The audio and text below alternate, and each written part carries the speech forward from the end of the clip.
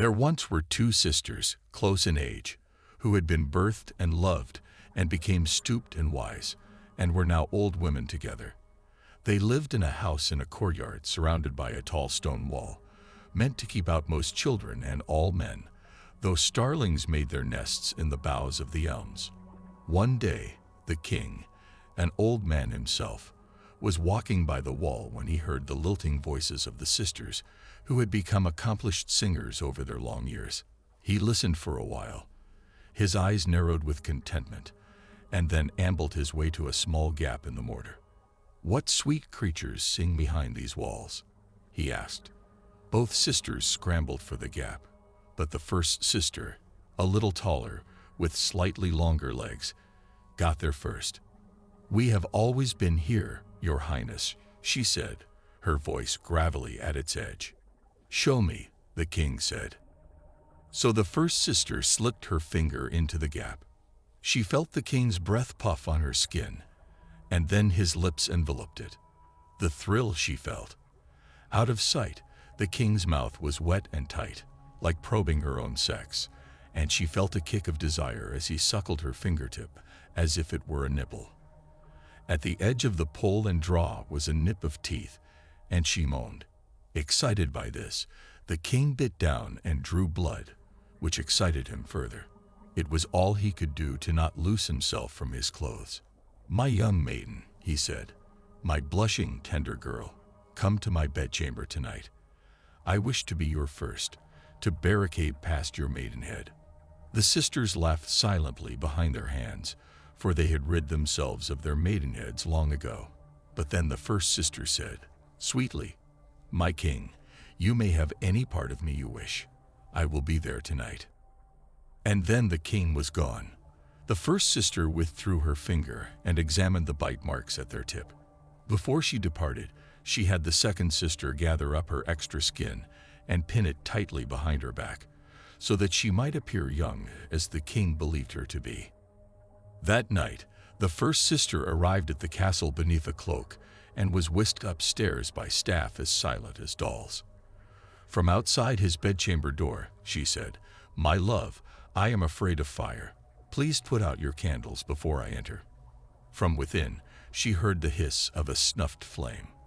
The door opened. In the silt of the shadows they made love. Afterwards, as she glowed with sensation, the first sister wished him to see her as she really was. She wanted his pleasure to come from her stomach and thighs and breasts, not those of some imaginary creature. And so in the darkness, she stood and unpinned her skin. She struck a match and laid it to the candle's wick. The king, horrified by her shape, leaped from the bed. He shoved her toward the window, and then out of it. "Please, please," she begged as he pried her fingertips from the ledge. He did not even stay to watch her fall. The first sister plummeted down and down, but just before she struck the ground, she became tangled in the branches of a tree. Its thorns hooked into the soft folds of her body. She screamed and cried and hung there like a tanning hide. It was then that a group of fairies passed by. They laughed at the old woman in the tree, bare and slick and weeping. Her humiliation was intoxicating to them as wine. Fairies are very indulgent, self-satisfied creatures, and their meddling knows no ends. And so one of them waved his finger, and the first sister dropped to the earth. She lay on the cool soil, afraid to move. The fairies walked off, and she heard their voices long after they'd disappeared into the night. Her tears dried and left streaks of salt behind. When the first sister finally stood up, she felt strange, no longer sore and supple as a reed. She ran her hands over her body, apple firm and smooth. Her flesh was young again. The second sister waited for the first sister to return. They had shared lovers throughout their long lives, and as soon as they were together again, the second sister knew that she would learn the secrets of the king's pleasure and take her own in turn. But when the night thinned into dawn, and then day, and the first sister did not return, the second sister left their home to find her. She walked along the wall, and through the door, and out into the bright world. All she found near the castle was a beautiful young maiden, sitting naked beneath a tree. "Excuse me," said the second sister. "I don't mean to trouble you, but have you seen?" It was then that she recognized her sister's eyes, hazel as her own. The first sister looked at the second sister with horror. Had her own skin hung in such a way? Had she been so shriveled, so loose, so ancient? She could barely remember. "What's happened to you?" the second sister asked. "This is the skin that was beneath," the first sister said. She closed her eyes and shook her head, as if disagreeing with herself. She tried to explain again. "This is my true skin." The second sister reached out and touched the first sister's jaw. It was downy and soft as a newborn fawn. They had not had skin like that since they were young women together. "You're gone," she said.